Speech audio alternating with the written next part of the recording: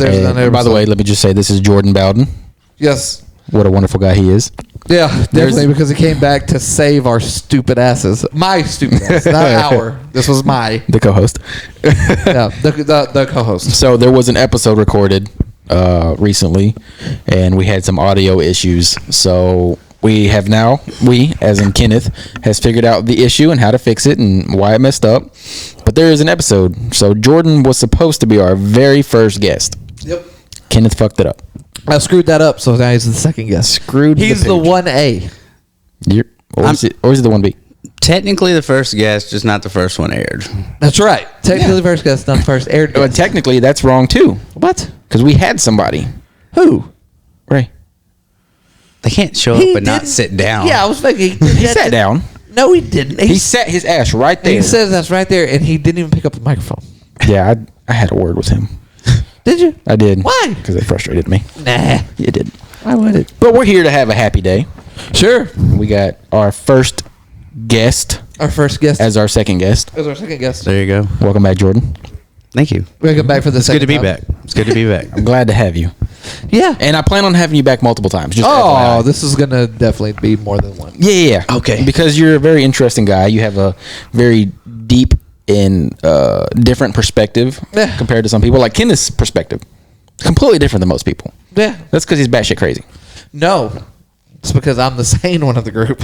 You're the sane one? Yeah, absolutely. I'm the most logical thinker of the group.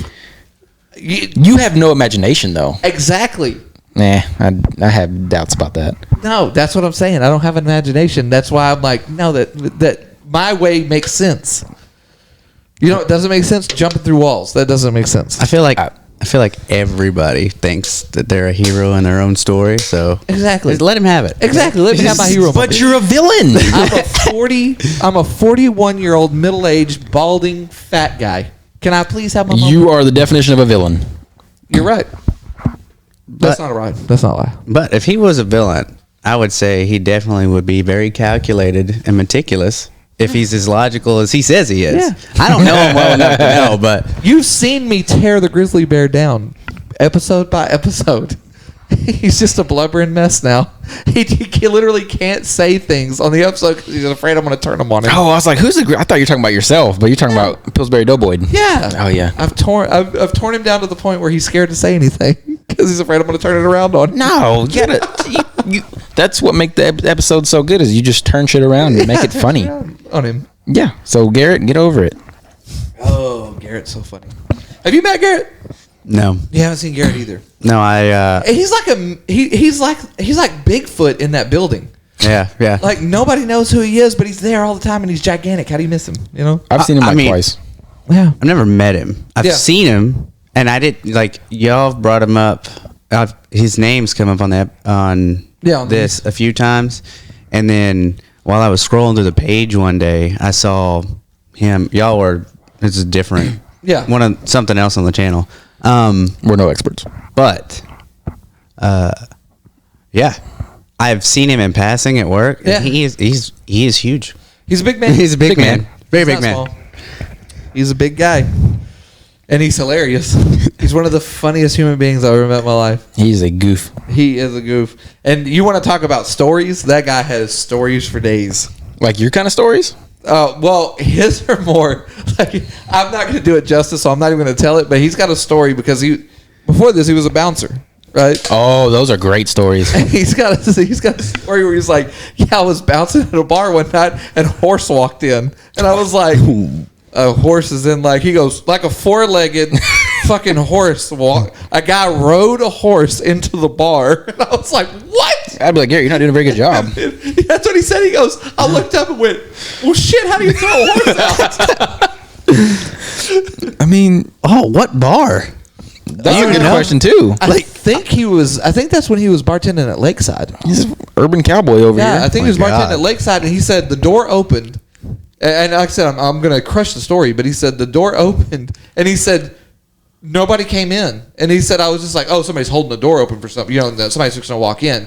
And he goes, and then a horse just walked up to the bar. And he goes, I was like, what the fuck is going on?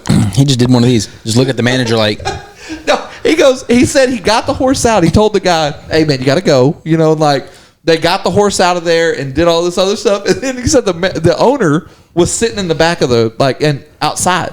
And he said he walked up and just went, hey, before you see anything on Facebook and before you hear anything, it's handled. And he goes, he goes, what does that mean? And he goes, a horse walked into the bar. And he goes, that sounds like a bad joke. That's what I was going to say. It was. He goes, but a horse, he said, it's not a joke. Horse walked into the bar. And he goes, I said, were you scared? He goes, I wasn't scared. He goes, the only thing I could think was, if it shits, I'm going to have to clean it up. He goes, that's all that was bothering me. He goes, so I was just like, if this thing shits, I got to clean it up. Yeah, hard pass on that one. Yeah. So then he the horse, he kicked the horse out of the bar. He just galloped on out of the bar. Yeah, he kicked but apparently the guy had done it like all over town. Oh, he's making his rounds. Yeah, and he apparently did it all over town. And he said, yeah, he goes, this horse just walked up to the bar. I was like, no, man. I would love to see that, though. Yeah. Just keep the horse away from me. Not a big horse guy. No. You like cows? No. Because they can kill you? They're just, I don't fuck with animals. I don't mess with animals, man. Except dogs. Dogs. Anything that's domesticated, I'm okay. But I'm not fucking with a pig or a cow or a horse or a deer or a mountain lion. None of that. None of that's being messed with. That shit is not me, man. Like, why would I go mess with that? They don't mess with me. You an animal guy, Jordan? Depends on the animal. What kind of animals do you like and do not like? I could see the appeal to a pet rock.